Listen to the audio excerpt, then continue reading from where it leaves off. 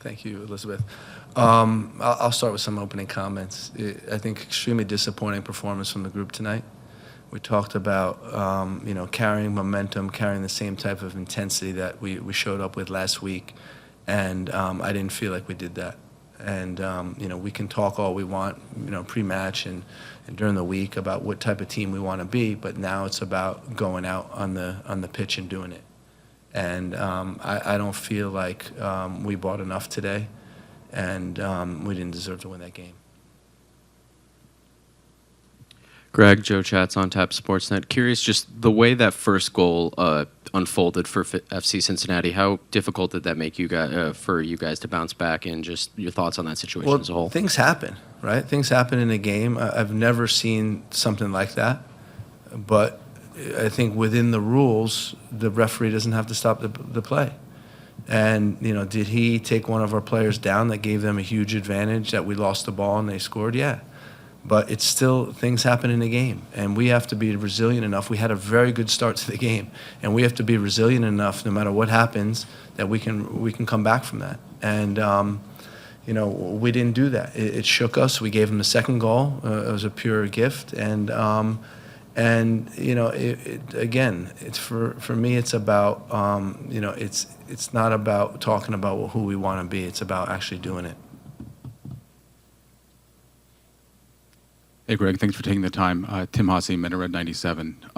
So you said that you didn't like the performance from your squad today, but I think 18 shots on goal, or 18 shots, I want to say about half of those on target, a number of good opportunities that looked like they got blocked or something in the last second. So what didn't you see from the team offensively, or was it just the inability to respond after going down? Well, it's not a segmented game, right? It's a collective team, and we gave up 3 goals at home. What was their XG? Anyone have an idea? Can we get that? 1.19. Yeah, well, I mean, whatever it was too high. We gave them too many clear chances. We gifted them goals. And you can't do that against a team like Cincinnati and win. So to me, it's about collective performance. I still would have liked to really have their back line turn and face their goal more and get behind them more often, because when we did, we were more dangerous. I'd still like to be much better in offensive transition, because when we did that, we were dangerous, but we didn't do that well enough. So to me, it's not about categorizing offense versus defense. It was a collective loss today. Alex Campbell, CHGO. Thanks, Greg, as always, for taking the time. Obviously, there'll be a topic of conversation. That's 4 games here at Soldier Field this season and 4 without a win. Is that just the schedule? Is it bad luck, extra pressure on the guys? It's something that I know we've talked with the players about. How do you contextualize it, knowing how badly these guys want to get a win here at home? Yeah, it's a good point. When you look at it as a game of 4-game series, we haven't got a win yet, and each game tells a different story.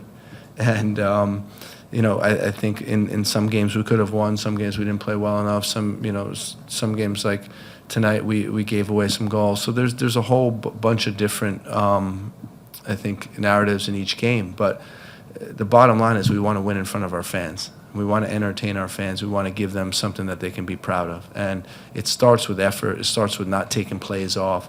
The city of Chicago is about grit. It's about guys fighting, and it's about guys being physical. And I didn't really see that at times today, and that was disappointing.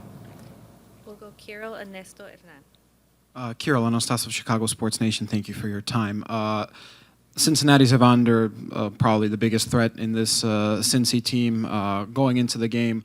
What was the strategy for quelling that threat, and what went wrong? The strategy was keeping him on his left foot.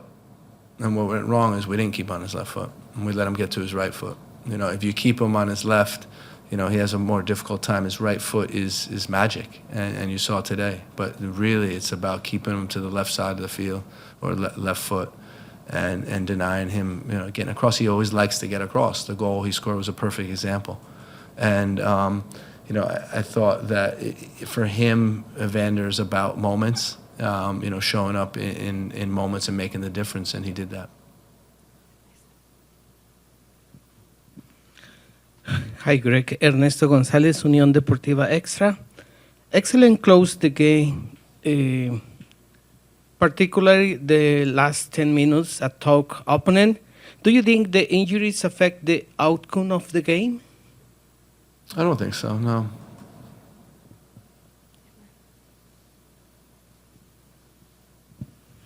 Greg, La Fiera Deportiva, would love to know probably the health of Carlos Terran and the initiative of Guti taking the penalty. Yeah, there was an initiative. He's our penalty taker. We make a list, and he was on top of the list, so he took the penalty. Carlos, we have to see what it is, and be able to assess him. Hopefully, he's okay.